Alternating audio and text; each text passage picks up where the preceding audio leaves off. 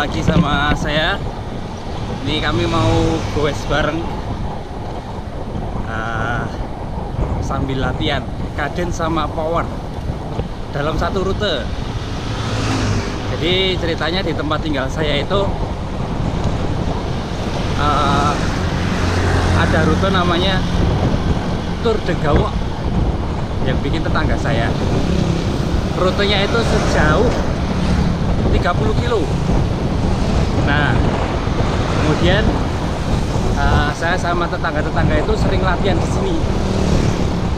Latihannya itu berangkat cadence, pulangnya main power. Gitu. Jadi berangkatnya ngos-ngosan, pulangnya pegel-pegelan. Nanti kita ditemenin sama ada Mas Haris, Mbak Rini sama Mas Helmi. Oke ya.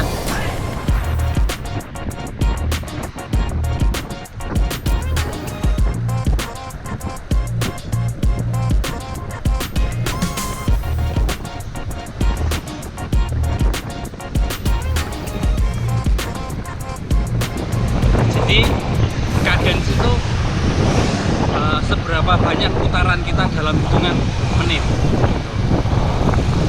Jadi kalau cadence itu kita lebih main ke jantungnya, lebih olahraga jantungnya. Pasti kalau bersepeda lagi main cadence, otomatis jantungnya akan lebih terguncangnya lebih cepat. Nah, kalau teman-teman yang pakai heart rate monitor bisa ngerti, dia ada monitornya, dia ada infonya, dia sudah mencapai berapa. Nah, kalau teman-teman yang belum punya heart rate monitor ya dikira-kira aja. Nah, terus gimana cara ngitungnya cadence itu? Kalau teman-teman punya cycloprom yang ada cadence-nya, nah itu saya pakai punyanya Magen. Jadi dia bisa ngitung putaran kakinya, putaran kaki saya. Terus kalau dihitung average-nya, harusnya lebih bagusnya itu lebih dari 100, 105 gitu. Average-nya bagus untuk latihan. Nah, sama kayak yang saya praktekkan sama tetangga-tetangga sini. Jadi latihan cadence kalau saya itu 15 kilo di pemberangkatan. Awal itu cadence dulu 15 kilo, muter terus kencang. Putarannya bisa sampai 110, 120 untuk melatih jantung dan melatih keseimbangan. Jadi seperti ini teman-teman. Nah, ini kadensnya 108 dengan kecepatan 27. Kita sekarang sama Mbak Rini. Nah, ini Mbak Rini juga lagi latihan cadence.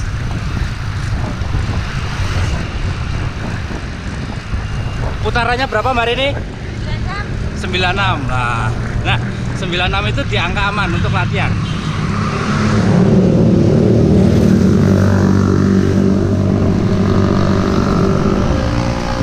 Nah, ini putaran kaki saya ini ada di 109 atau 110. Segini cepatnya. Pasti setangnya sudah goyang-goyang. Heart rate 173.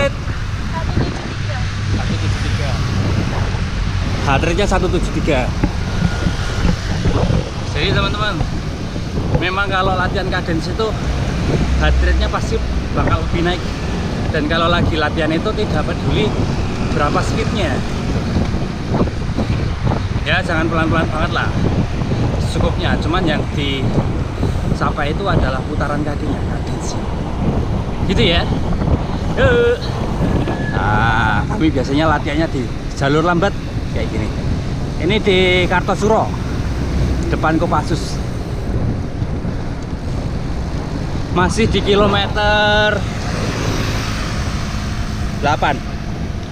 Jadi masih sekitar 7 kilo lagi main cadence.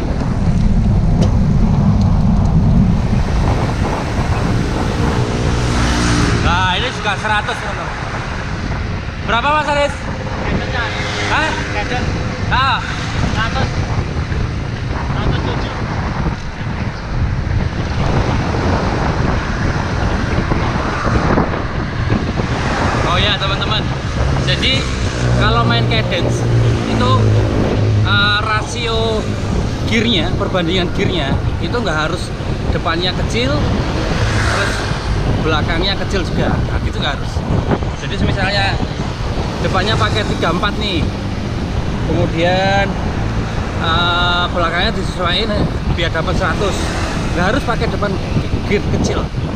Jadi bisa juga kita main cadence-nya juga pakai gear depan besar, kerennya, maksudnya pakai kerennya besar, pakai 50, 52 atau 53. Jadi yang dituju itu putarannya bisa sampai 100. Oke, bareng sama Mas Helmi. Beliau ini latihan cadence tapi nggak pakai cadence meter. Cadence-nya by feeling. Oh. Cadence-nya piye? Feeling. Ya, by feeling.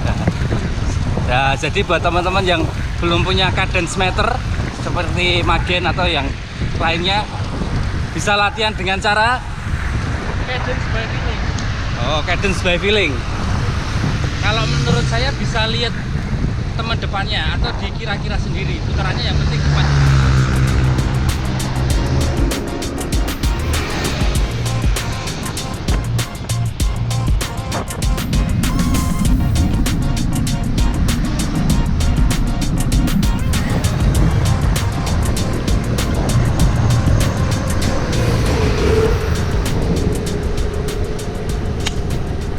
Putarannya 107.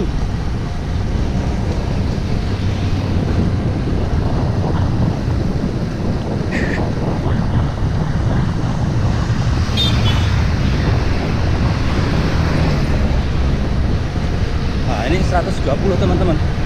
Ini 120 teman-teman. Kalau 120 kondisi badannya seperti ini, mental-mental. Kita sudah sampai di kilometer 13,6 teman-teman. Saya pakai 50. Saya pakai 50.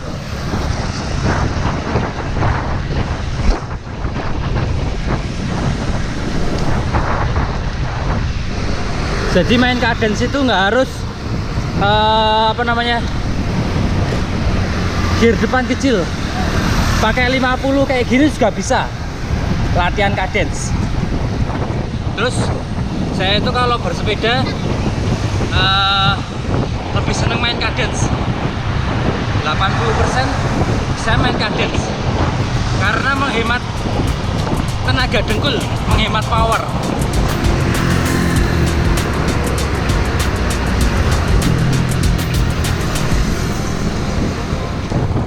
Jadi begitu tadi teman-teman, kalau kita main cadence itu bisa lebih menghemat tenaga dengkul, mas, power.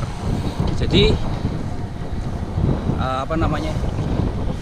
mungkin yang lebih ke terpacu itu jantungnya. Jantung akan berdebar lebih cepat dan heart rate-nya akan naik. Tetapi dengkul kita akan shift, akan tersimpan. Nah, jadi kenapa saya kalau bersepeda itu lebih memilih cadence? Karena kalau jantung itu recovery-nya cepat. Jadi kalau kita terengah-engah terus kita kurangi cadence kita, itu recovery-nya cepat. Tetapi kalau yang habis itu tenaga yang di dengkul, nah itu recovery-nya bakal lama. Kita akan cepat merasa kram gitu. Kemudian bukan kram ya, dengkulnya akan terasa berat. Terlebih lagi kalau rutinnya nanjak pasti saya mainnya cadence biar menghemat tenaga dengkul. Putaran yang konstan, kemudian mainnya cadence, mainnya gear-gear kecil-kecil. Oke gitu ya. Yuk kita lanjut lagi sambil lihat pemandangan. Oke teman-teman, kita sudah memasuki kilometer ke-15. Nah, setelah ini kita mau latihan power setelah reel itu. Oke. Oh iya, abot. Ya, teman-teman, kita sekarang lagi latihan power. Jadi latihan power itu rasio gearnya depan pakai 50, kemudian belakang yang paling kecil sendiri 11. Putarannya biasanya bisa lebih lambat, bisa paling 40 atau 50 rpm dengan kecepatan 28. Nah, oh ini tempatnya Mbak Rini 53 ding, 53, kerennya 53 tempatnya Mbak. Itu berat ya Mbak Rini ya? Berat banget. Tapi heart rate-nya berapa? 160. 160 turun. Iya.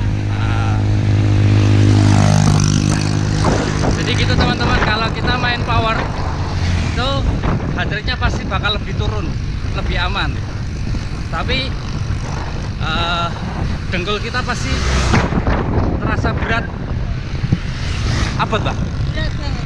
Oh, abot banget.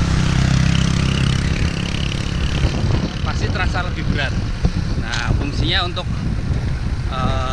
melatih ketahanan kaki kalau latihan power itu.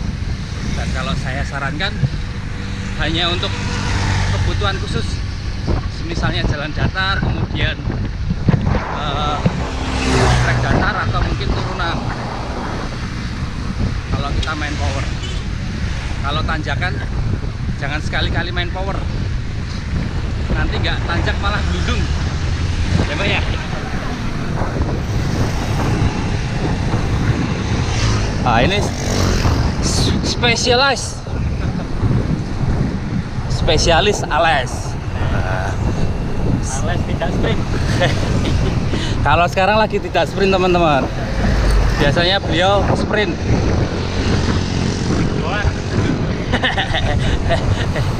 Jadi kalau lagi latihan power gini, speed itu nomor kesekian, atau lagi latihan cadence dan power itu speed nomor kesekian. Jadi yang dituju bukan kecepatannya, tapi kalau cadence itu putarannya, kalau power itu bebannya gitu. Jadi bukan berarti harus pelan ya, maksudnya semaksimal mungkin kakinya ini menopang pada rasio gear yang paling besar, maksudnya cranknya besar, belakang kecil.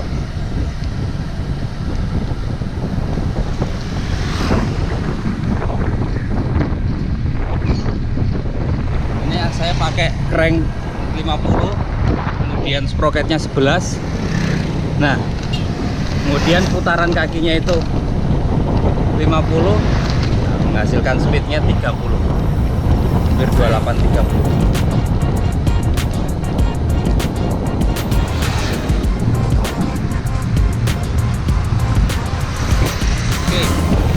Jadi ini untuk ini ya, awal mula latihan power ya, di jalan datar maksudnya.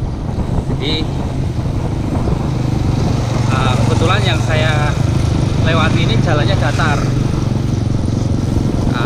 agak ada gradien, jadi ya enak latihan powernya. Nanti kalau sudah terbiasa dengan rasio gear power ini, teman-teman bisa coba di tanjakan yang langsam, yang tanjakannya itu sedikit-sedikit, nanti bisa menaikkan power di situ.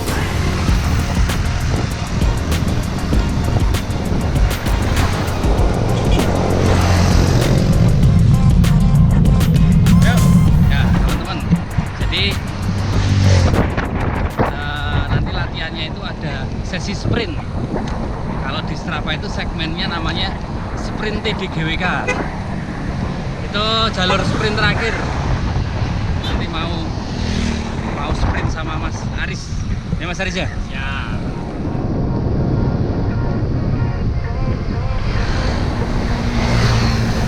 Yuk. Nah, ini rutenya teman-teman. Sudah mulai sprint. Kita pakainya power. Jadi latihan powernya pakai jalur sprint. Tetap hati-hati.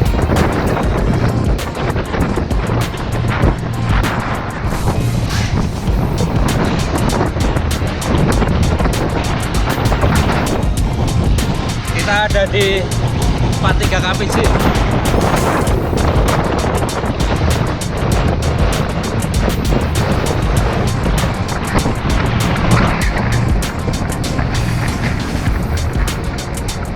Speed berapa? 45. Oke, 45 KPJ yuk. Gas terus.